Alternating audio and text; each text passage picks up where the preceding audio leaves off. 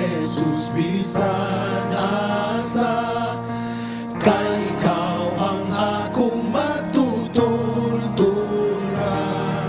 Salit di ako kanunay Ginoo, di ako mahadlok uban kanimo.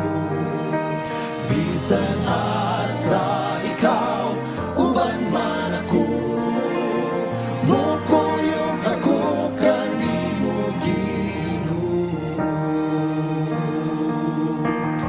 Dili mo biyaan o Jesus, ako nga mag-inusara ning kalibutan na ituyod ang mga kamot nimo sa pagtultol sa matulid nga dalan.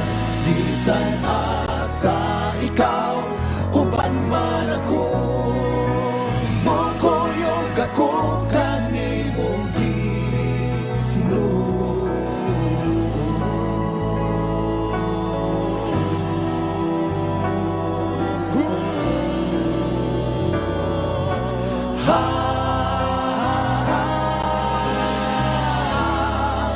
Balita ipahibalo nga mubalik gayud ang Ginoo, aron ang kasing-kasing nga tanan maandam sa pagdawat sa manlalaban.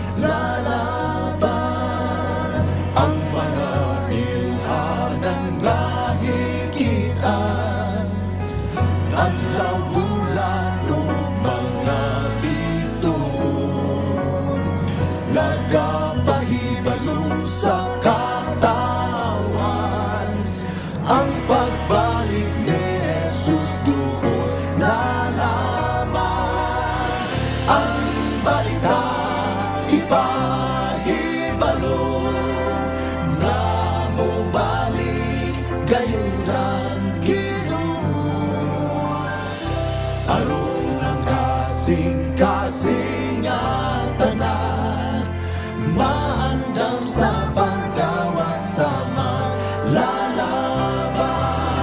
Ang balita ipahibalo na mubalik gayud ang Ginoo, aron ang kasing-kasing nga tanan maandam sa pagdawat sa manlalaban.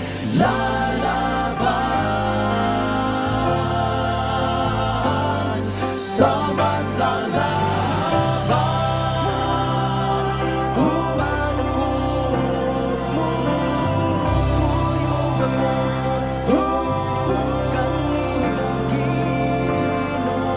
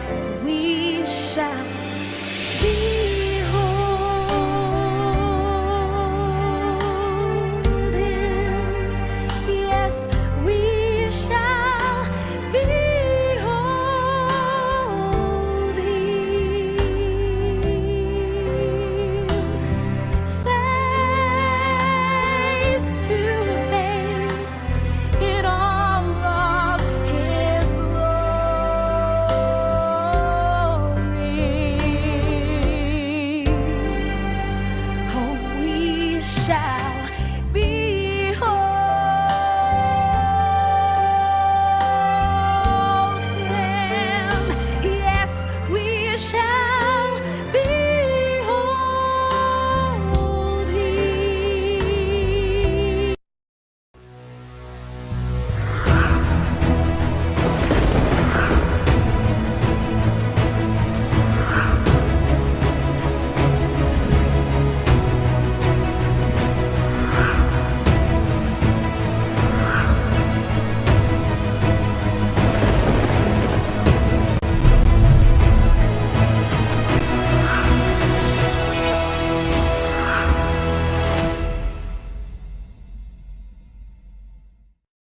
Kini ang programa nga maghatod kaninyo sa kabag-uhan, katin-awan ug dugang kahibalo alang sa kalambuan sa atong nasod. Programa nga mahimong tulay ngadto sa ehensya sa atong gobyerno aron nga ikaw ug ako mulambo. We are your partners of hope. Makisayod, magpakabana sa kalambuan, maguban kita.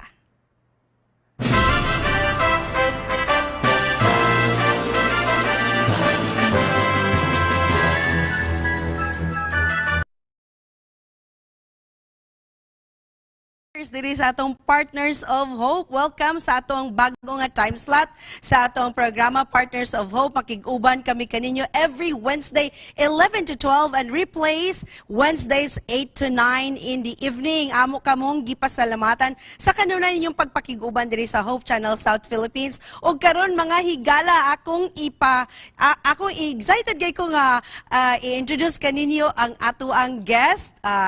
Ako ni siyang home nga agency, akong home department sa pagserbisyo sa ato ang nasod, no? I was back then a DEPED teacher of the Division of Misamis Oriental and Cagayan de Oro. And this morning ato makauban ang ato ang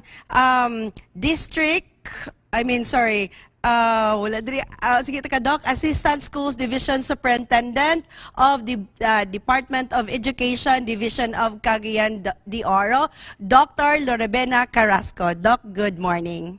Good morning, Char. Kumusta, Doc, ang DEPED? Okay kaayo ang DEPED. Alam sa Tuloy mga ang parents, alam sa mga teachers nga nagtanaw karon, we're so happy, mga kaigalaan, to bring you updates sa ato ang Department of Education. And Doc, thank you for being here. And we hope nga atong matagaan karon og mga answers or maybe ang mga questions sa atong mga parents who are watching us this morning. And can you tell us, Doc, about DEPED? Let's say specifically in the Department of Education, Cagayan de Oro nga division, how wide unsa ang scope sa ato ang area of responsibility? Yes, Ma'am Charm. DEPED Cagayan de Oro, among the 14 divisions sa Region 10, gi-consider na siya nga medium division. When we say medium, So medium, especially on the size sa iyang number of learners and teachers. And ang DEPED Cagayan de Oro, doon na siya 10 districts. And kung atong ikuan ang number of schools, we have 127. I'm talking about public schools. So sa elementary, doon na tayo 75. Sa secondary, doon na tayo 52. So muna nga 127. As to our teachers, naatay total number of teachers na 4,853. So from elementary to junior high school to senior high school. Pero ang atong learners, the current, no, ang pinaka-latest nato nga data, nagtotal ta og 183,637. Wow, so big, so huge.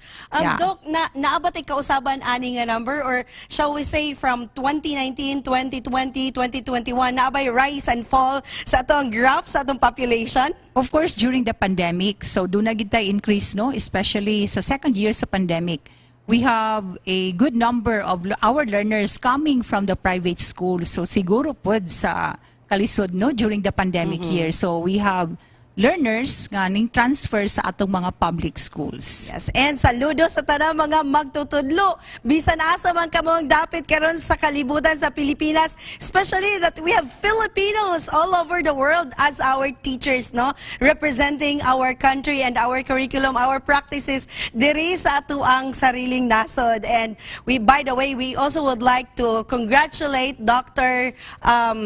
Dr. Nakalimot ko, Cherry Limbaco for heading the Division of Cagayan de Oro sa Department of Education. Mga higala, for more information about kung unsa ang patakaran karon, unsa ang mga hungihong sa gawas sa DEPED, sa gawas ato ang mga community and society, and maghimo po ta og tour sa ilang eskwelahan, here's a video for you.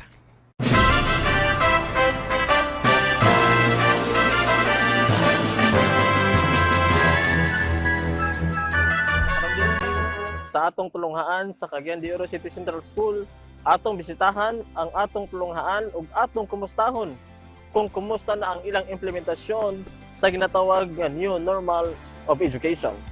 Padayon ba gihapon ang pag-module ug online classes or nag face-to-face na? Tara, ato kanang diskubrihon.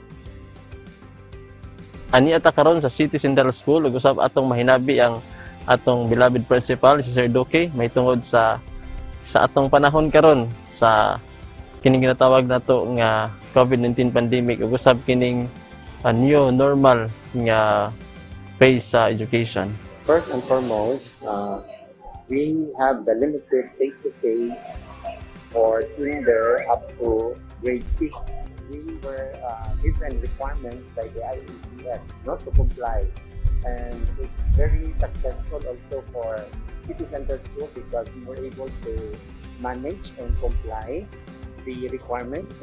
So that is why we were able to implement the limited face-to-face, and we're very thankful to DEPED. For City Center School, we have RBI. No, our teachers were trained. They were recording the lessons, no? The modular lessons, they recorded it. The teachers were able to record it, then play all the lessons in the modular. That is the supplement para masabtan yun atong ginikanan ng mga bata. Kung ito to ang modular, dahil ito mga difficult mga competencies for us to have the quality, no, learning of our learning. We follow the standards. So there is competencies that we need to be followed. The teachers were trained virtually, face-to-face.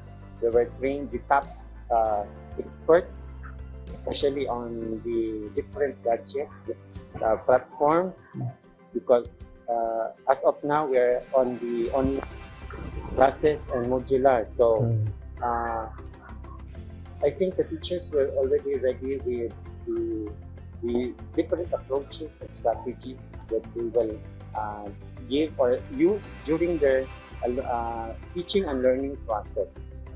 So that is why I can say it's very effective. We're very thankful to our stakeholders, especially USDP, who trained our teachers, different modalities, no? Especially the Bicronos.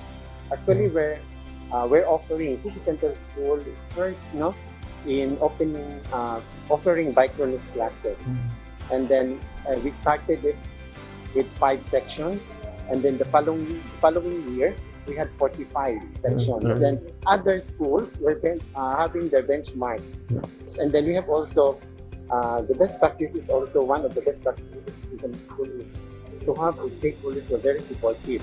At first, it's very hard for us teachers na from face to face, no? Gikan mi nag klase ang mga bata here in classroom, but because of the pandemic, the COVID-19, so it's very hard for us, especially in technology, no? What is online class, the synchronous class? We have the synchronous, the asynchronous, no?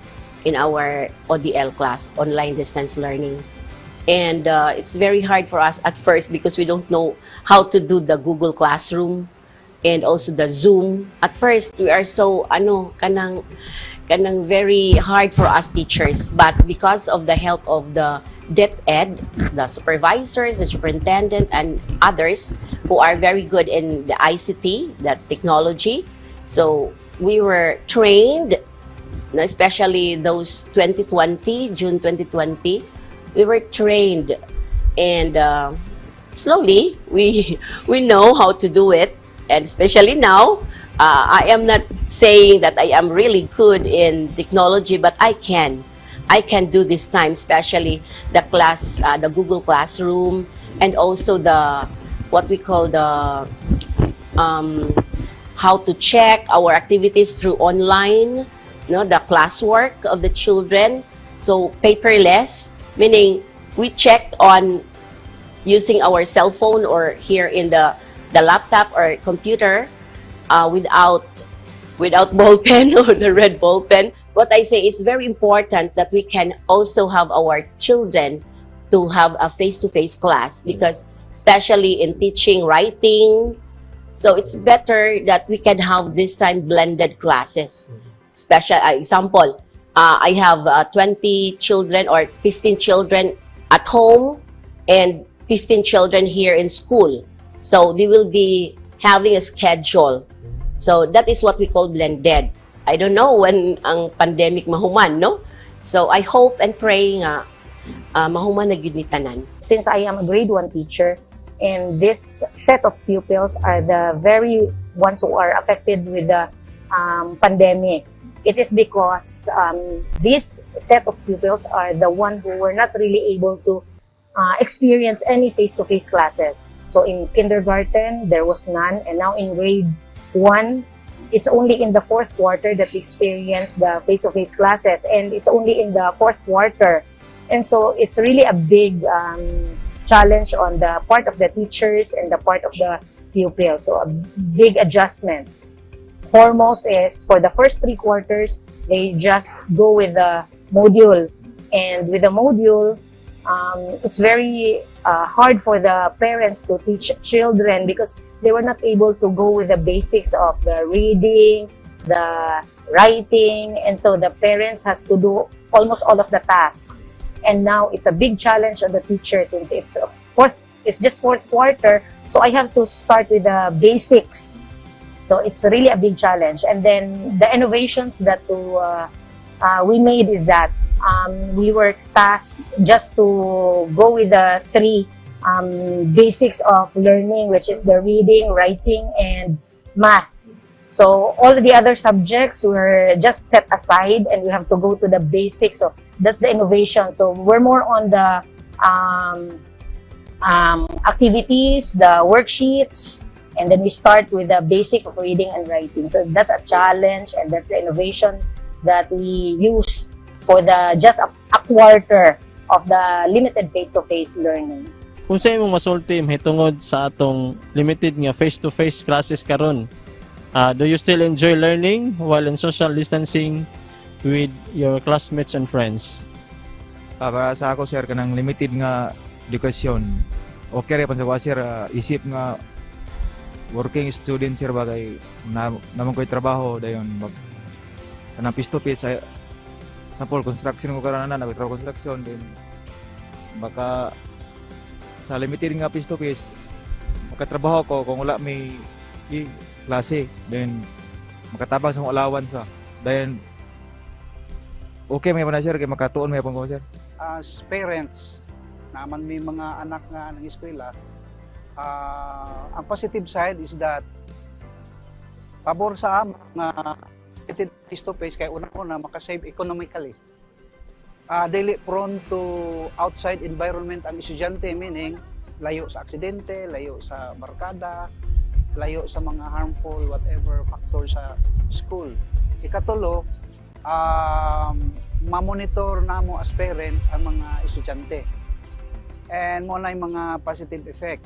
Ang negative effect nga akong nakita is that mawala tong ilang kanabang independent learning yun nila kanang counter discussion sa teacher and sa mga classmates niya, mawala na siya. And mawala po tong umaminusan tong ilang fellowship sila mga classmates. Katong while learning magod ang bata either in preschool, elementary or college, while padulong sa eskwelahan, ga-learn po na sila sa ilang build up silang personality like bumatag sayo, mo ilis, mo ligo, mo sakay, the sense of responsibility na ada. And all the way, ang ilang sense of independence sa ilang sarili, baka na bang mature sila. Mas nawala na siya nga, umaminusa na siya nga faktor. Ato gayon nasaksihan dinhi ang kabaguan sa atong mga tulunghaan. Apan malipayon og mapasalamaton kita nga taliwala sa mga pagsulay, wala kini mahimong babag nga wala kita makapadayon sa pagtuon og pagpahat sa mga tulunganan ngadto sa mga kabataan. Busa atong padayonon ang atong mga pagampo, ilabi na sa atong mga magtutudlo ug mga tigdumala sa Departamento sa Edukasyon. Aron atong mapahat ang kalidad nga edukasyon, mapanalipdan ug ipasiugda ang katungod sa matag Pilipino sa kalidad, patas, base sa kultura ug kumpleto nga badakang edukasyon ug makatampo sa makahuluganon nga pagtukod sa nasod.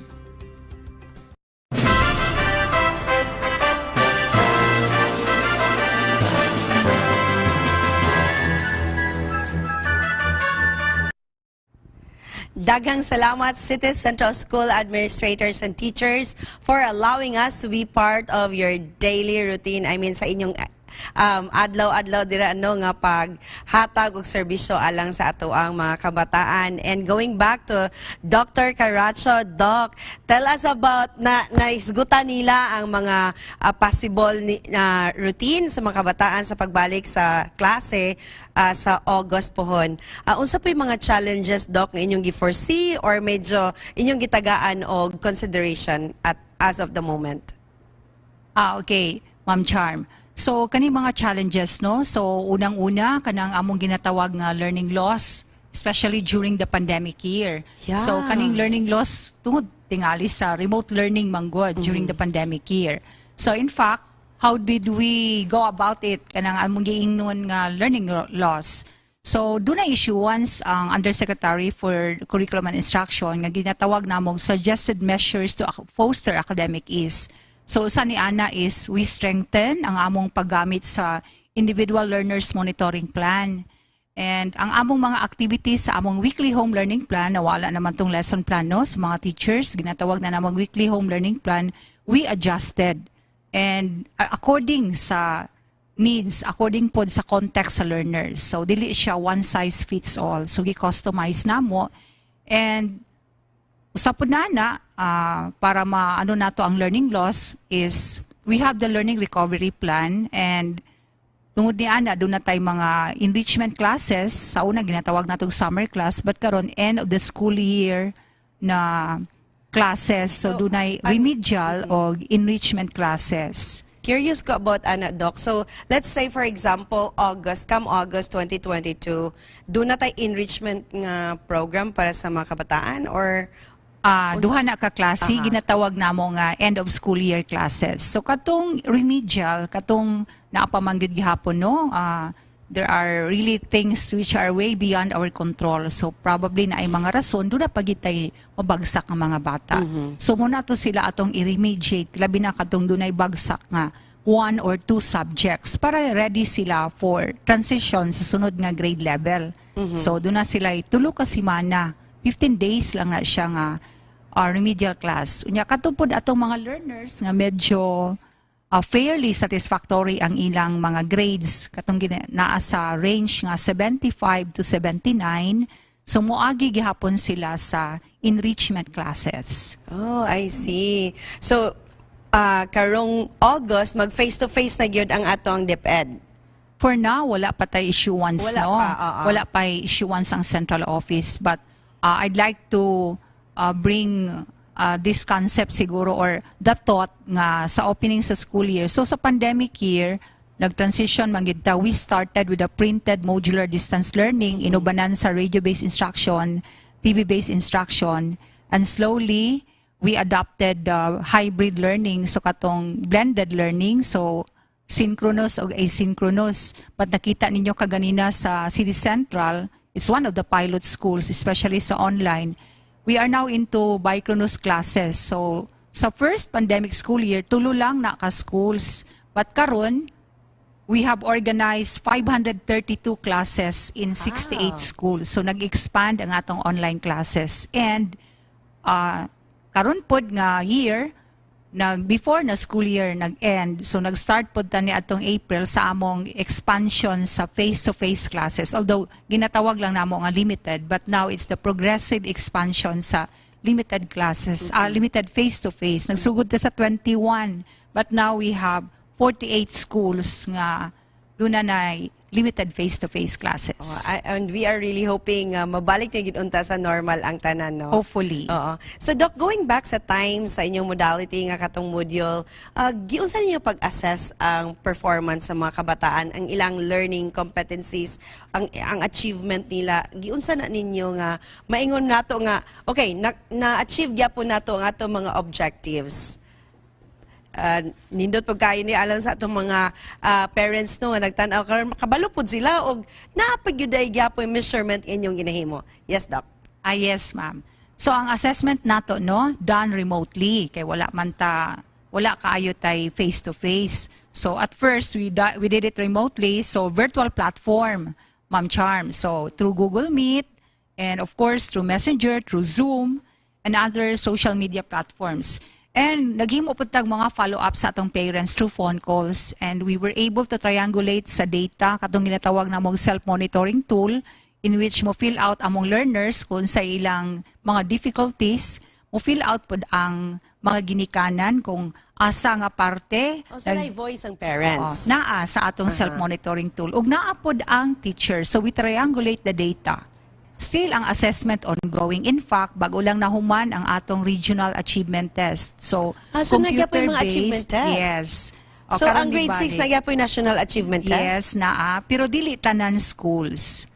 So pili lang. Regional achievement test pa. So, for sure, nigawas na ang guide, na ang issuance para sa national achievement test. So these are exit assessments no para sa transition sa sunod nga key stage. Wow, at least no napadayon gihapon ang normal nga routine sa ato ang mga teachers, sa ato ang education department, and we're so happy for that. Doc, I'm curious, naman tayo online karon. Nag-start na po nag-transition ta ang atong pag-start sa classes August na, sa una June man to March. Karon is August na to June or May, something like that.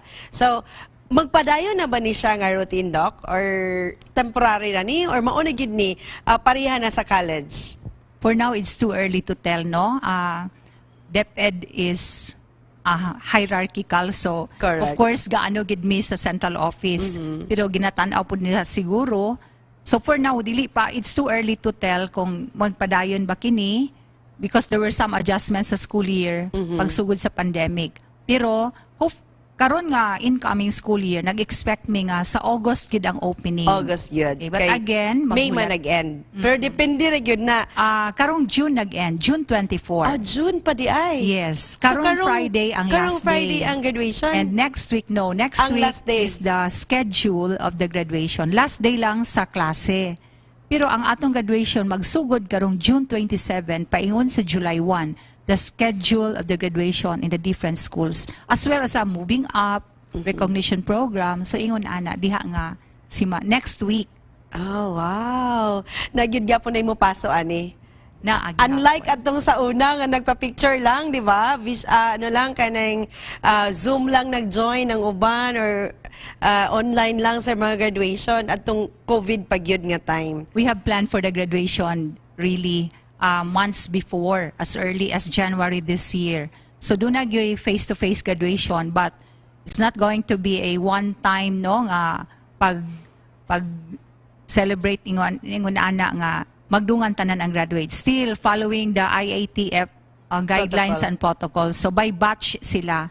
Oh, this is what Dr. Cherry Limbaco have told me na ginaplano gyud ninyo na social distancing. Yes. Nga ang tanan is according to the health protocols sa ato ang gobyerno. Yes, so among gipasabot pod nga sa una parents ang mag-attend, apil pagani ang mga kuya, mga ate, relatives, but karon parent lang sa usa lang. Anyway, pagawa siguro sa venue, pwede na mo join ang uban nga members sa family. So gilimit gid namo. I understand, Doc, nga ang DepEd, before pa man mag-open ng klase, naana da ay plan for the next school year.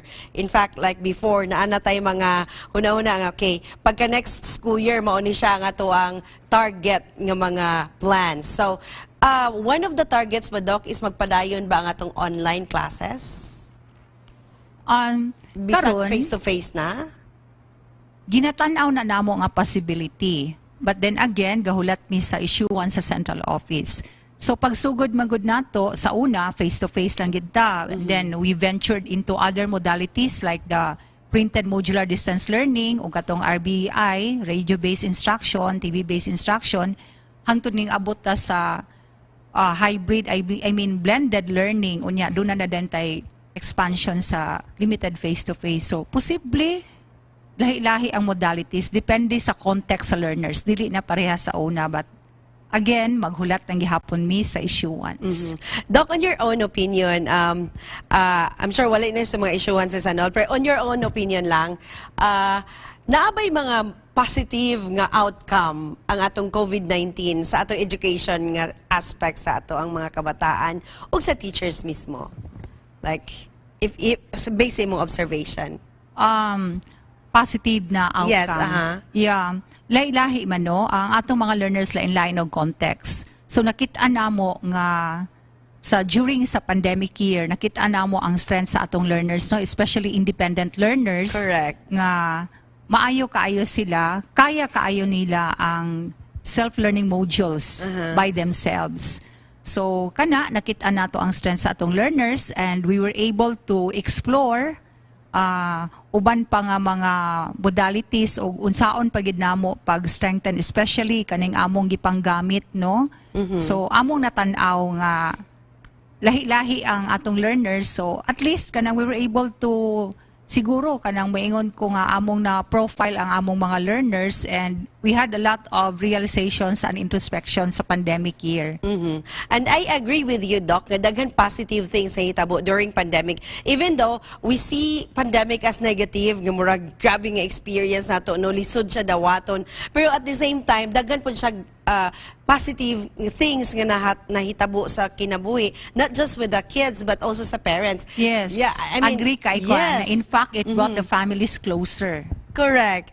And also, ang parents na-refresh ang ilang skills and knowledge as to, okay, inanaday gabuhaton sa akong estudyante, inanaday gabuhaton sa akong anak with the teacher, no? Murag naapod sila background o naapod sila experience mismo how to become a teacher themselves, right? And ako po, I have a younger brother and akong nephew and niece. So, ano po sila, murag they know how to navigate the internet world for their own learning. And this I think is very beneficial for the kids and for the entire community and for the young people nga nag-grow karon nga generation. And also itong mga teachers, Doc, nakita na ko, grabe itong mga teachers, nakita na tag mga maayo mo speak. Madiskarte ato mga teachers. Yes, daghan kayo. Daghan artista. Correct. Na tayo mga Yes. TikTokers, YouTubers, na tayo mga Facebookers, mga live, mga Reels. And these teachers are really very creative when it comes to presenting the lesson. And really, we salute them for that. And daghan po mga bana sa mga teachers nga very supportive to them. Yes, o proud sa ilang mga asawa o ilang mga bana. And ang ato pong division, di ba, na natay kaugalingong media team. Yes. Oo, so I believe Naatay that's... core group ni Ana, Ma'am Charm. And I believe those are just many of the many more benefits of having to have experienced COVID-19. And Doc, tell us about this slogan, sama-sama sa pagsulong sa edukalidad. Giunsa nato pag-ensure ang basic education sa karong panahon na, Doc? Do we have like special programs or best practices nga dili lang yun sa Cagayan de Oro, like uniquely Cagayan de Oro slogans or theme or projects? Yes, in consonance no, naka-anchor ta sa sulong edukalidad nga program sa DepEd. So tuloy gyud ang atong mga paningkamot for DepEd Cagayan de Oro. So we have so many interventions nga and innovations nga gihimo during the pandemic year. I think one very laudable no nga nurag naguna gid ta ni adto, especially in Region 10, is kanang every 10 o'clock we have different episodes which runs from, I mean, topics range from strategies to how to deal with learners difficulties. So munang gitawag namo nga tech o'clock. So that's every 10 o'clock. It runs for an hour. So naa dito i-feature nato ang lain-lain nga mga personalities. So nag-range from teachers to supervisors and even our very own schools division superintendent and other supervisors as well. So varied kaayo ang topics and naapod tay ginatawag nga teach o'clock.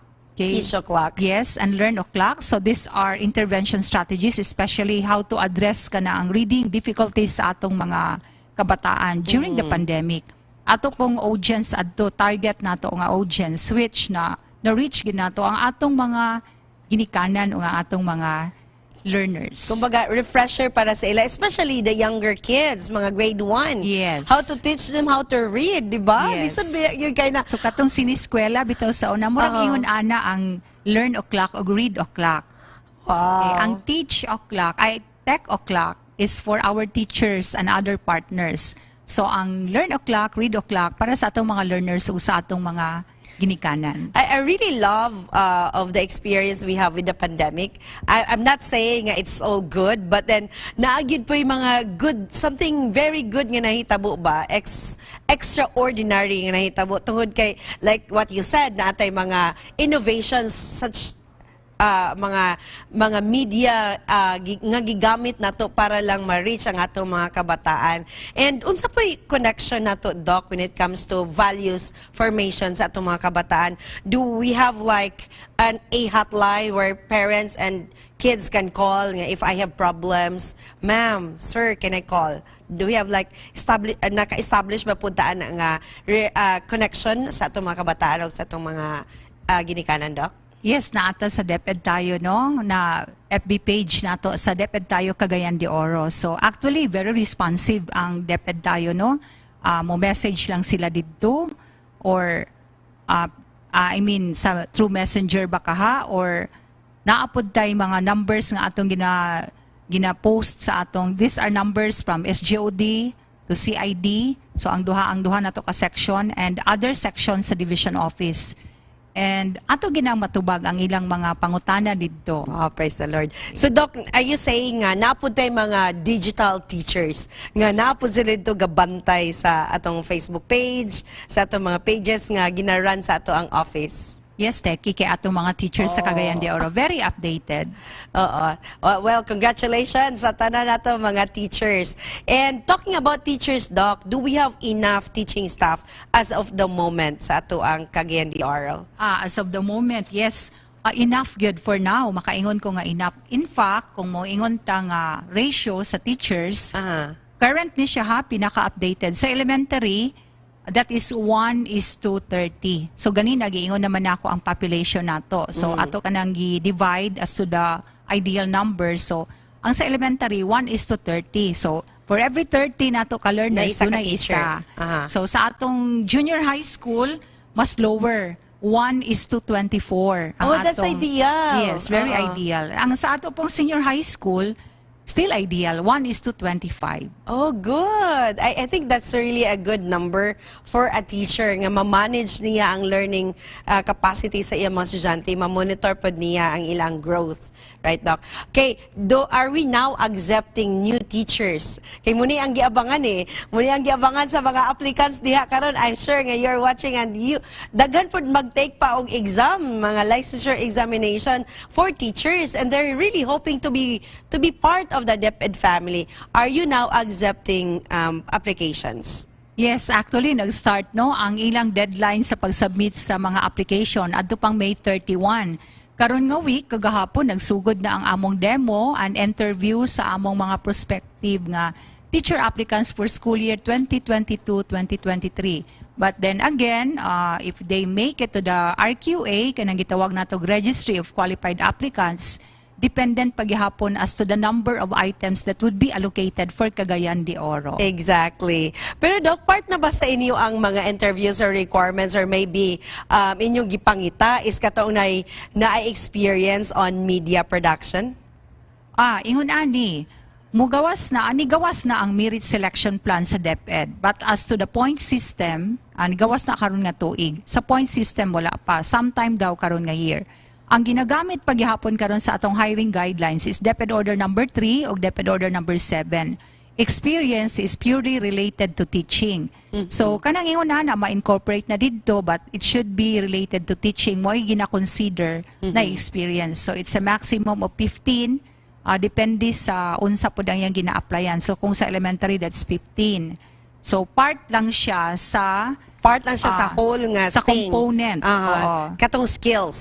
Ang Skills nga skills, component. the skills is with the training. That's 10 points. 5 sa demonstration sa skills and 5 dayon sa iyang training certificate. So katong giingon nga expose sa media. So kung doon na siya 10 days training, I'm talking about elementary and junior high school applicants. So kung doon na siya training nga certificate nga 10 days plus that's 5 points. During na din sa interview ang skills demonstration. So ipakita niya makuha gid niya ang 10 points. Yeah, I'm sure excited na ang atong mga applicants karon, no? I'm sure nga nag-adto na mo sa inyong mga offices near you para po makabalo mo unsay mga requirements sa atuang Department of Education kay daghan gyud nga passionate about teaching kids, no? So good luck and God bless to all of you. So ang K-12 program ba, Doc, continued ba ni siya? I mean, mapadayon ba ni siya nga unsa tawag man ani, Doc? Program ba ni tawag ani or plan of the government for the education of our children? Yes, it's a program, Ma'am Charm, no? Gi-enact man ni siya. It's a Republic Act. It's a law, 10533, ang K-12 law. The Basic Enhanced Education Act of 2013. So we have been hearing news no nga ipa-review, but kusog kay na. It cannot happen overnight siguro kung i-review. Doon naman po tayo mga program implementation review. So we expect unless otherwise ma-repeal siya, so dili gid kay nakita naman gud na sa EDCOM survey nga dugangan gid og duha ka tuig ang atong basic ed. So mao na ang pinaka main component po sa K-12 law. And sa tanang mong mga parents nga naminaw karon, although it is a financial burden, tungod kay naanad ta adtong high school 4 years, elementary 6 years, 10 years mag-college siya dahil naanad ta ng mga higala. But then you have to understand that we need to be globally competitive. Kung maadto ta og mga lain-lain yung mga nasod, ang ilang basic education dito is 12 years gyud plus kindergarten. Mo na, Doc, no? Tama ka, Ma'am Charm. So, this is for the betterment of our children, ang quality nga education nga atong mahatag sa ila. And then, pwede ra po yun sila mahimong competitive. And I really can vouch on this, Doc. Nga ang mga Filipinos, wherever we go, I believe that we are also contributing to the community's progress. Bisag asa ta i-bounce, maka-bounce back yun gapon dayon ta. And we're so happy and proud of that. Speaking about plans, Doc, do we have a basic education program plan for 2030? And tell us about it. Yeah. Actually, ang Basic Education Development Plan, digawas ang DepEd Order 24, no? And gilaunch ni sa DepEd Central Office atong May 30. So, i-align na to. Actually, ang BEDP, mo na siya ang Basic Education Development Plan. It's a framework. It's a blueprint para sa pag-continue nato sa education. So, mura siya strategic direction. So it encompasses dili lang sa atong elementary, junior high school, sa senior high school, that's the formal education, but all through the alternative learning system as well, pati ang non-formal education. Oh, so under paghapon sa DepEd ang ALS? Yes. Yes, Ma'am Charm. I'm so proud of our ALS. Yes. Kaya daghan kaayo ang naka-benefit ani, especially atong naglisod gyud and then taas ng edad og karon. And I believe no, pwede po siguro nato diri feature ang atong ALS. I believe daghan pug kaayo sila og nahimo. Yes. Apil ba pud ang SPED, Doc? apil ni ana isa na sa programa sa DepEd, special education. But do we have like na appropriate na karon nga mga ano doc, mga equipment and tools for our SPED department? Yes, slowly. Actually, ang atong mga SPED na mga classes, ang atong dream is mahimo silang SPED center because for now, usa lang pa ang recognized na special education center for Cagayan de Oro. But other schools are offering SPED classes. I'm not sure if this is in line with your work, Doc, no? Pero I just wanna ask, if ang ato bang SPED is connected ba siya sa DOLI, nga para pag human ani nga bata maka-eskwela, pwede na siya makatrabaho o apil siya sa ato ang, kumbaga, regular nga mga employees. Yes, hopefully, ingon ana unta no, we are able to kanang partner with other institutions, I mean departments nga there is hope for our graduates in special Yes. education. But siguro, they are given equal opportunities, no? Kay sa bisan asa nga ahensya na maginang EEOP nga principle, equal employment opportunity so naanay principle. balaod, ana? Yes, ginaano na sa mga kada ahensya sa gobyerno. In fact, kami sa DepEd, there is a teacher gani or naay mga teachers nato who are differently abled but gitagaan sila equal nga opportunity nga makaland o mga posisyon sa DepEd. And we have them. I'm so with happy us. to hear that, Doc. Yes. Nga at least ka ng equal, tanan. I mean, wala sila option. I mean, wala sila choice nga mo to ang ilang paggawa. So, I believe nga okay na kaayo siya nato nga daga, no? And congrats Yes. to our leaders ani nga department. For DepEd of Cagayan de Oro, unsa maning mga channels nga makitaan ba nato ng TVBI and RBI? Unsa may buot ipasabot ani, Doc? What is TVBI? TBBI is television-based instruction. Okay. RBI is radio-based Radio. instruction. So, mag-continue pa ba gihapon ni Doc? Yes, naka-MOA mi sa ila. Kung sa TV, doon na tayo 2 stations nga naka-partner ta. Pwede na to nga naka-forge nandok. partnership for a while ha. I'm sure this is so helpful to our parents, especially sa ako gipangutana ko sa akong brother unsay but ipasabot wala jud ko kabaluan ng math ug trigonometry and physics. Okay, dito ra ko sa pagtuon sa pagbasa. Okay ra ko comprehension strategies. Lagi. Lisod kaayo, Doc. Medyo lisod gid ang mathematics. Agree ko ana. Sa atong TBBI, TV-based instruction, television-based instruction, mo nang TBBI. Doon na tayo duha ka station nga naka-MOA no? Mo na ang Parasat ug ang JAW TV. Okay. Tapos okay lang nganlan no? Yes, yes, Doc. Radio-based Yes, Doc. instruction doon na tayo unom. So Magnum Radio, Brigada News, DXIM, DXCC AM, DXCC IFM, o Bombo. So are these radio stations are given to, I mean, radio and TV stations are given sa ato ang mga parents. So makapaminaw sila ini or na schedule nga okay. Kani karon math, unya English. Yes, doon ay schedule. Naatay airtime nila, no? Gitagaan mi nila og asan mi musulod. So doon ay airtime and this is for free also. Wala nagbayad ang DepEd sa ila. Kaya again, naka-ano mi sa naka-forge mi partnership. So ginahatag na mo ang schedule through sa among LRMDS. Doon na tayo kuan sa atong Learner Resource Material Development Section. Ginahatag nato in advance ang schedule sa atong mga TV stations and radio stations. All right. Na wonderful news for all of us. And I believe daghan na kay learner ang naka-learn gikan sa atong mga TV broadcast and radio broadcast. Our teachers are also be the one doing the job? Yes. Most of our teachers sila pod ang nangahimo laging mga artista, mga broadcasters. So katubit ang sa journalism nato sa una nga radio broadcasting. So ano kaayo? Napahimuslan yun Napahimuslan. Gamit kaayo ang atong mga teacher talents. In fact, sa national, sa central office, gina-recognize ang mga talents nato. I'm so glad to hear that.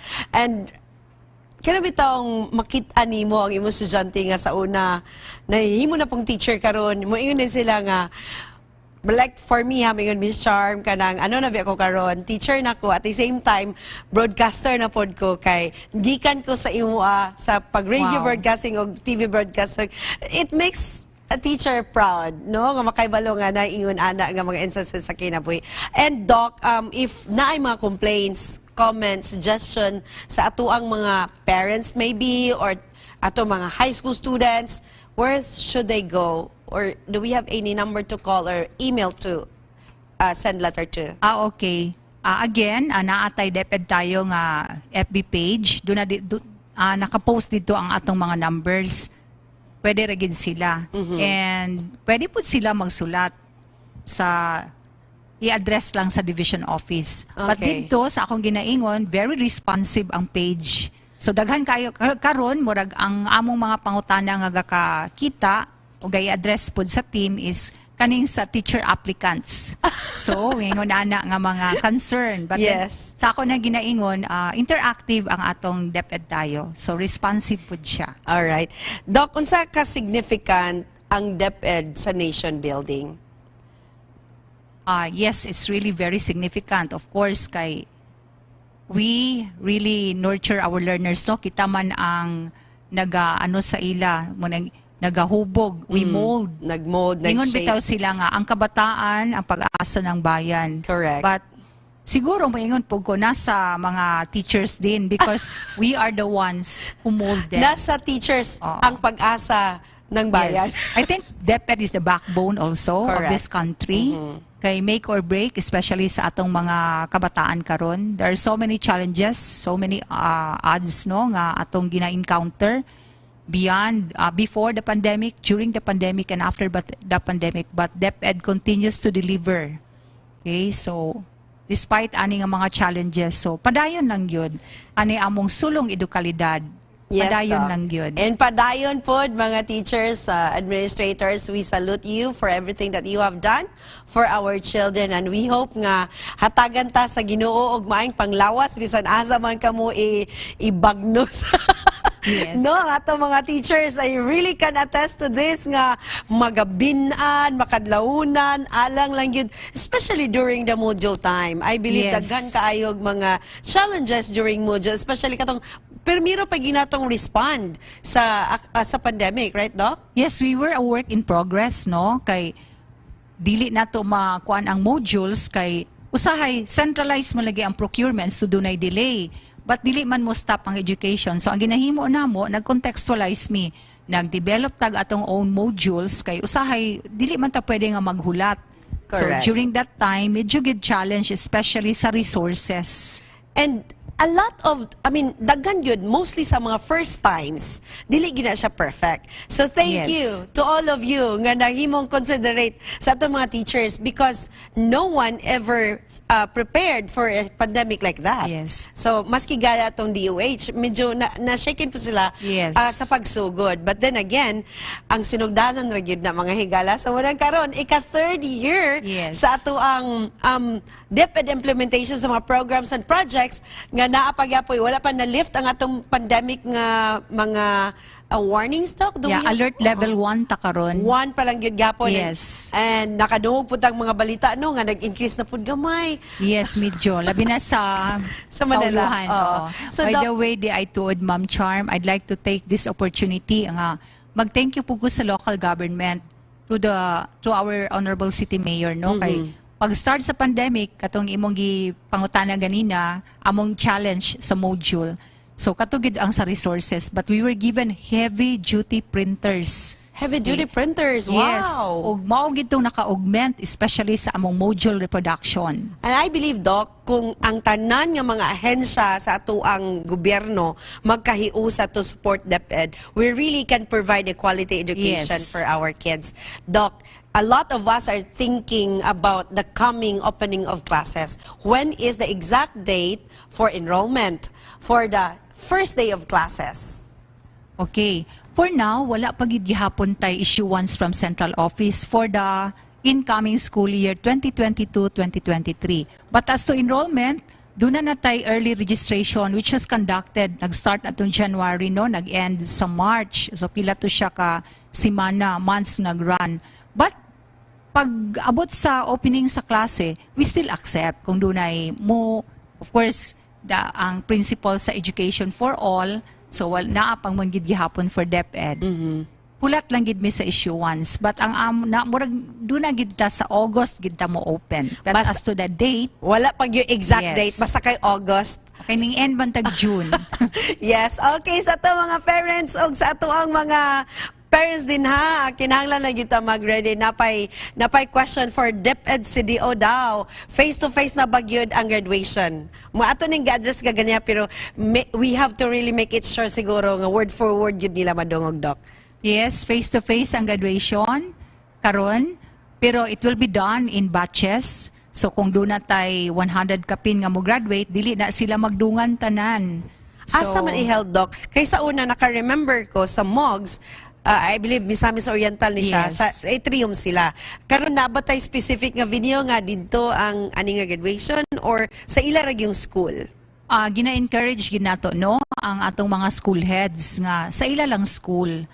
Anyway, kaya raman kaayo kay dili man crowded ang graduation karon kay it will be done in batches. So probably tulo ka batches gibahin og maayo kay ibutang ta kung dunay 100 ka learners, so usahay ang amo man ang ginabahin sa upat ingon ana, and then i-plus na mo daan og ihap ang mga ginikanan. Ang parents. Oh, Plus one, parent, parent lang. dili, Oo. and wala S. Yes, face-to-face atong graduation, but it's going to be a very simple, no, but very meaningful na Solemn ceremony. ang Very graduations.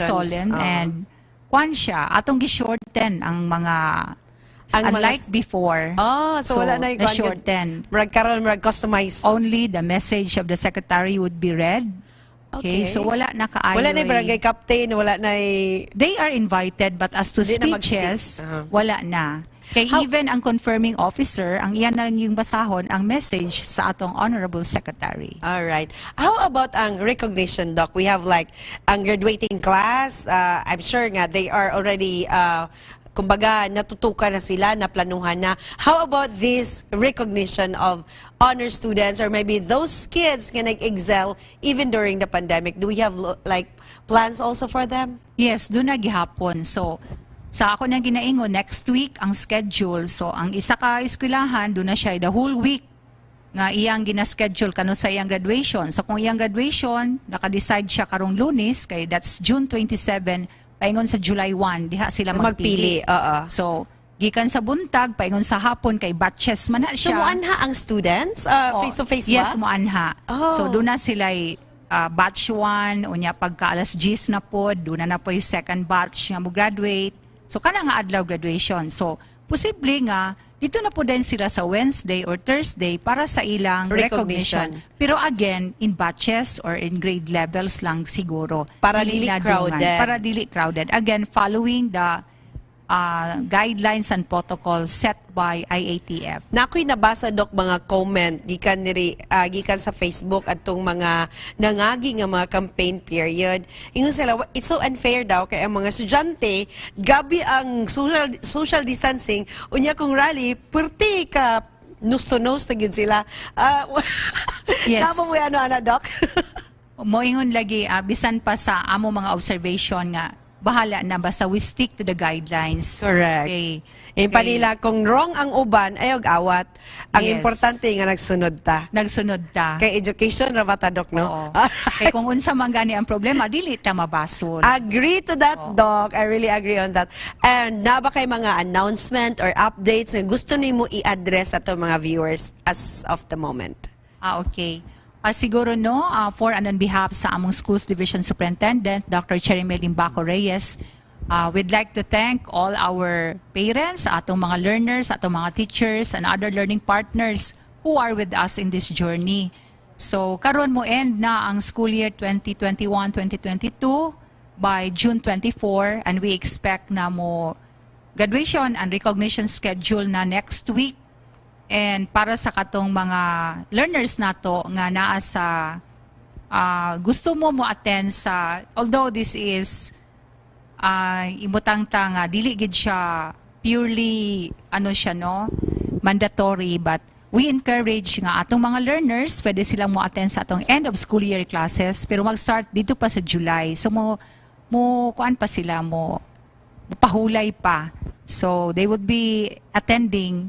I would encourage them to attend also kaning atong ginatawag nga enrichment classes, and We hope for a better school year, karong umaabot nga school year 2022-2023. Quickly, Doc, do we have like mga clubs and mga extracurricular activity? Mabalik ka sa karon nga school year?